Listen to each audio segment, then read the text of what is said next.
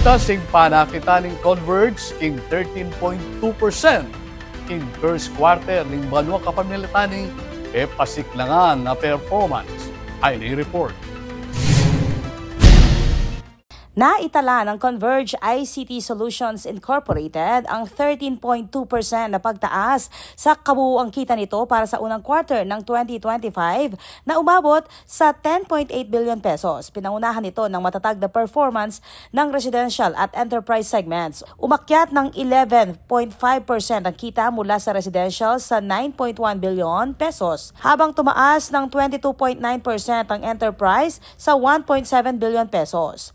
Pinalawak ng kumpanya ang serbisyo sa pamamagitan ng bagong residential bundles at pagiging opisyal na reseller ng Starlink para sa malalayong lugar. Nakikipagtulungan din ito sa Ribbon Communications para palakasin ang network capacity.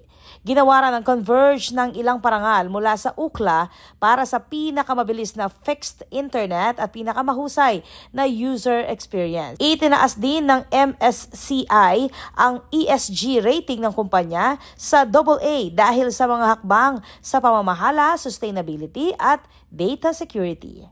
Ako po, Patricia Mamangon para King News Force Pampanga. Balitang tutuking Balen, susuyo.